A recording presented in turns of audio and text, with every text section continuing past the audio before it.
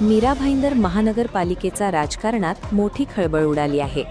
भाजपच्या नगरसेविका डिंपल मेहता यांची मीरा भाईंदरच्या नव्या महापौरपदी निवड झाल्यानंतर शहरात मराठी विरुद्ध अमराठी वाद पुन्हा एकदा ऐरणीवर आला आहे। डिंपल मेहता या गुजराती समाजातून येतात आणि त्यांच्या निवडीला काही मराठी अस्मितावादी संघटनांनी तीव्र विरोध दर्शवला आहे।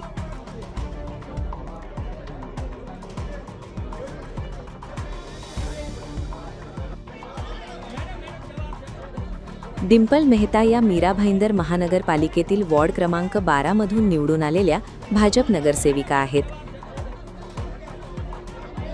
स्थानिक स्वराज्य संस्थांमधील त्यांचा अनुभव मोठा असून त्यांनी यापूर्वीही महापौरपद भूषवले आहे।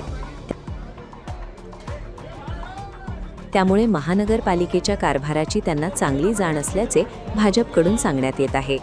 त्या भाजपचे ज्येष्ठ नेते नरेंद्र मेहता यांच्या नातीतील असल्याने त्यांच्या निवडीवर राजकीय चर्चांनाही उधाण आले आहे।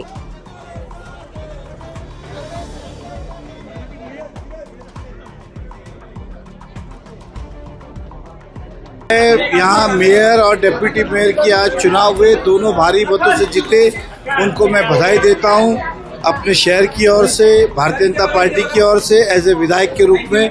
और मुझे पूरा विश्वास है कि महापौर, उप महापौर, सभागृह में सभी पार्टी को साथ में लेके इस शहर को प्रगतिशील की ओर चलेंगे। सर कितने वोट मिले बीजेपी के कैंडिडेट? 79 वोट भाजपा को मिले और 16 वोट विपक्ष की पार्टी को मिले।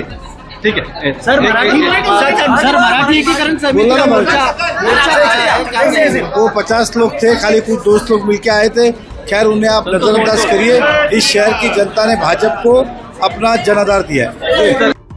डिंपल मेहता यांच्या निवडीवर महाराष्ट्र नवनिर्माण सेना आणि मराठी एकीकरण समिती यांनी आक्षेप नोंदवला आहे।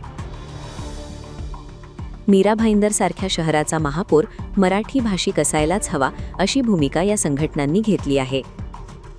स्थानिक नेतृत्वाने महाराष्ट्राची भाषा, संस्कृती आणि ओळख प्रतिबिंबित केली पाहिजे अशी त्यांची मागणी आहे।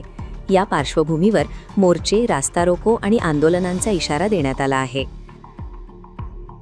दरम्यान भाजपकडून मात्र या सर्व आरोपांना फेटाळण्यात आले आहे। पक्षाचा दावा आहे की भाषेपेक्षा अनुभव, प्रशासन क्षमता आणि जनतेचा कौल महत्त्वाचा असून डिंपल मेहता यांची निवड ही त्याच आधारावर करण्यात आली आहे। मीरा भाईंदरमध्ये भाजपला स्पष्ट बहुमत मिळाल्याने ही निवड लोकशाही प्रक्रियेतूनच झाली आहे असे भाजप नेत्यांचे म्हणणे आहे। डिंपल मेहता यांच्या पुनर्निवडीमुळे मीरा भाईंदरमध्ये भाषिक ओळख, स्थानिक प्रतिनिधित्व आणि राजकीय वर्चस्व यावर पुन्हा एकदा सखोल चर्चा सुरू झाली आहे। आगामी काळात आंदोलनांची तीव्रता वाढते का आणि हा वाद राजकीय पातळीवर कुठे जाऊन थांबतो याकडे संपूर्ण महाराष्ट्राचं लक्ष लागले आहे।